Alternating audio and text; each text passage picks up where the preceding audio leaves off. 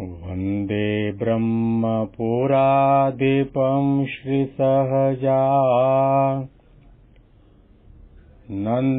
च मूलाक्षरम्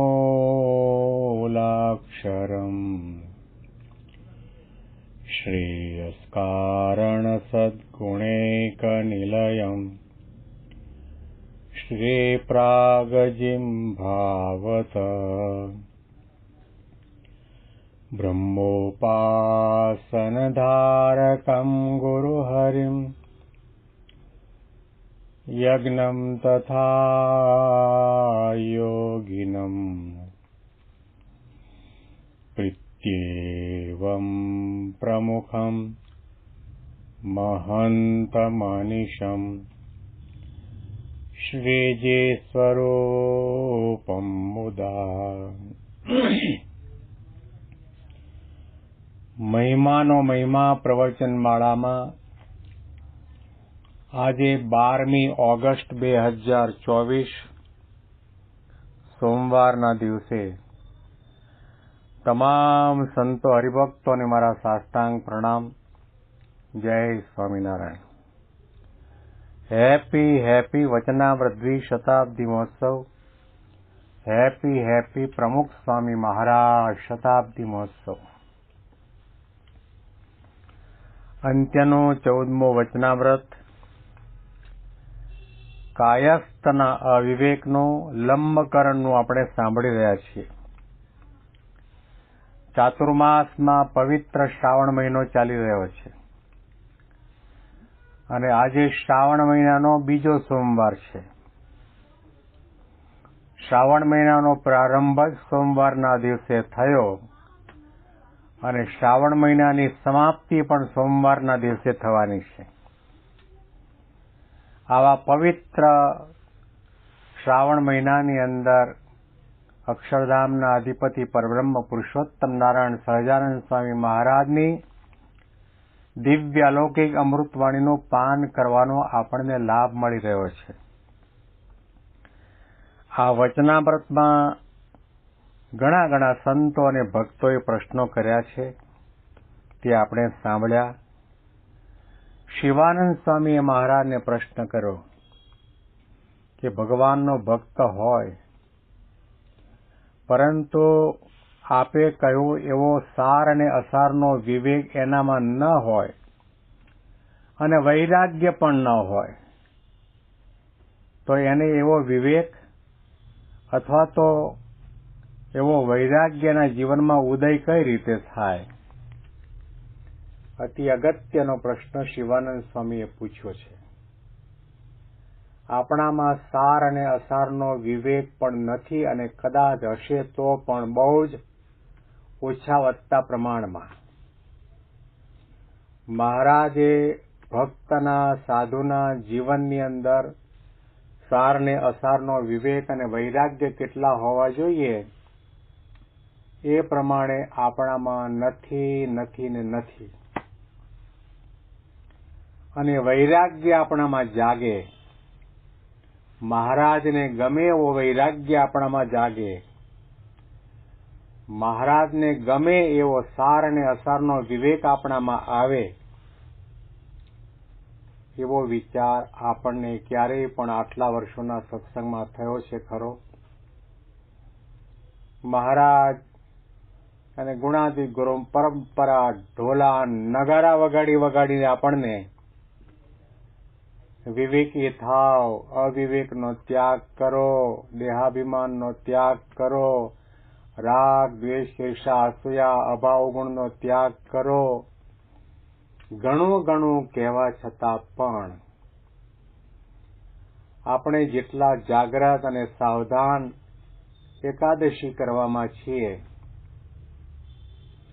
આપણે જેટલા સાવધાન અને જાગ્રત સત્સંગી તરીકે સાધુ તરીકે ડુંગળીની લસણ ન ખવાય એમાં છીએ, એટલા સાવધાન અને જાગ્રત વિવેકી બનવામાં છીએ ખરા? આપણામાં વૈરાગ્ય આવે એવી આપણને ક્યારેય ઈચ્છા જાગી છે ખરી કે મારે વૈરાગી થવું છે? મારે ભગવાનને અને ગુરુહરિને વિશે અચળ પ્રીતિ થાય, આત્મબુદ્ધિ થાય, નિષ્ઠાની દ્રઢતા થાય, દિવ્ય ભાવ થાય, નિર્દોષ બુદ્ધિ આવે, આવો પ્રકારનો વિચાર આપણને ક્યારે આવ્યો છે ખરો? સ્વામી બાપાએ આજ્ઞા કરી કે ચાતુર્માસની અંદર અધિક દંડવત પ્રણામ કરવા, અધિક વાંચન કરવું, અધિક માળા કરવી, તપ કરવું, માનસી કરવી, આ બધું કરીએ છીએ, કરવું જોઈએ. પણ આપણે ભક્ત તરીકે આપણું જીવન, આપણા વિચાર, આપણી રહેણી કહેણી, બોલવું, ચાલવું, ઉઠવું, બેસવું જે રીતના હોવા જોઈએ એ રીતનું આપણામાં છે કે કેમ, એનો આપણે વિચાર નથી કરતા. શિવાનંદ સ્વામીએ મહારાજને પ્રશ્ન કર્યો, ભગવાનનો ભક્ત તો હોય પરંતુ એમાં સાર અને અસારનો વિવેક ન હોય, અને ભગવાન સિવાય બીજે કોઈ જગ્યાએ રાગ નહીં એવો વૈરાગ્ય પણ ન હોય, તો આ બંને સદગુણો ભક્તના જીવનમાં આવે કઈ રીતે? આવો પ્રશ્ન આપણા સૌના માટે પૂછો. એ પ્રશ્ન પણ વાંચીએ અને મહારાજ ઉત્તર આપે છે તે પણ સાંભળીએ. પછી શિવાનંદ સ્વામીએ પૂછ્યું છે, ભગવાનનો ભક્ત તો હોય પણ જેને શ્રીજી મહારાજે કહ્યું એવો સાર અસારનો વિવેક તે ન હોય અને વૈરાગ્ય પણ ન હોય, તેને એવો વિવેક તથા ભગવાન વિના બીજા પદાર્થમાં વૈરાગ્ય તે કેમ થાય? પછી શ્રીજી મહારાજ બોલ્યા છે, જો પ્રથમ જ ભગવાનમાં દ્રઢ હેત થઈ જાય તો વિવેક અને વૈરાગ્ય તે હેતને યોગ્ય કરીને પ્રગટ થાય છે. અને જેને જે પદાર્થમાં હેત થાય છે તેને હેત કહીએ અથવા કામના કહીએ. તે જે પદાર્થમાં હેત હોય ને તેમાં જો કોઈ અંતરાય કરે તો તે ઉપર ક્રોધ થઈ જાય છે. તે માણસના દેહમાં તો થાય, પણ પશુને પણ ક્રોધ થઈ જાય છે. તે જેમ પાડો હોય તે કામના કરીને ભેંસ ઉપર આસક્ત થયો હોય અને બીજો પાડો આવે તો તેને મારી નાખે છે. એવી રીતે પશુ પક્ષીમાં સર્વત્ર દેખાય છે. તેમ જેને ભગવાનને વિશે દ્રઢ પ્રીતિ હોય તેને જે પદાર્થ તે પ્રીતિમાં અંતરાય કરવા આવે તો તે પદાર્થ ઉપર તુરત ક્રોધ થઈ જાય અને તે પદાર્થનો તત્કાળ ત્યાગ કરે. માટે જો ભગવાનમાં દ્રઢ હેત હોય તો એની મેળે જ વૈરાગ્ય અને વિવેક થઈ આવે છે. વૈરાગ્ય અને વિવેક પ્રાપ્ત કરવા માટે મહારાજે એવું ન કહ્યું કે તમે હમણાં સવારના 10 મિનિટ માળા કરો, એની જગ્યાએ 2 કલાક માળા કરો. મહારાજે એવું પણ ન કહ્યું કે હમણાં તમે શ્રાવણ મહિનાના એકટાણા કરો છો, એની જગ્યાએ તમે ધારણા પાણા કરો તો તમારામાં વિવેક પણ આવે ને વૈરાગ્ય પણ આવે. મહારાજે એવું પણ ન કહ્યું કે તમે માતા પિતા કુટુંબ કબીલા આ બધાનો ત્યાગ કરી ભગવી કંતા પહેરી જંગલમાં જઈને ગુફામાં બેસી જાઓ તો તમારામાં વિવેક પણ આવે ને વૈરાગ્ય પણ આવે. મહારાજે એવું પણ નથી કહ્યું કે તમે સાધુ થયા છો, તમે કોઠારી બનો તો વૈરાગ્ય આવે, ભંડારી પૂજારી કે ટ્રસ્ટી બનો તો વૈરાગ્ય, એવું નથી કહ્યું.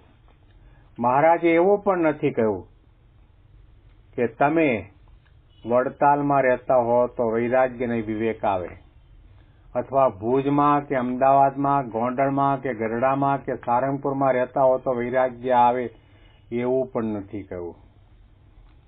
મહારાજે એવું પણ નથી કહ્યું કે તમે સત્સંગી હો ને તમારે 3 દીકરાઓ હોય ને 3 દીકરાઓને સાધુ થવા માટે ગુરુહરિના ચરણમાં સમર્પિત કરી દો તો તમારામાં વૈરાગ્ય અને વિવેક આવે, એવું પણ નથી કહ્યું.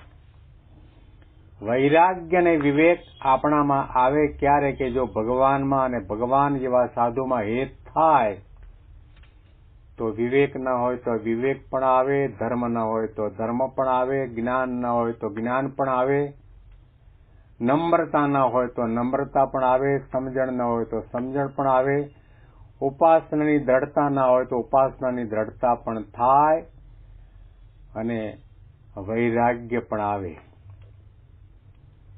યોગી બાપામાં, શાસ્ત્રીજી મહારાજમાં, પ્રમુખ સ્વામી મહારાજમાં જેટલા સંતો અને હરિભક્તોને હેત થયું હેત થતા પહેલા કેવા દુનિયાના રંગે રંગાયેલા હતા, એમાં ભક્તપણાનો છાંટો તો ન દેખાય, માનવતાય ન દેખાય. એવા વિષયાનંદી વિષયાસક્ત હતા, પરંતુ પ્રમુખ સ્વામીના યોગમાં આવ્યા તો વૈરાગ્ય પણ આવ્યો અને વિવેક પણ આવ્યો.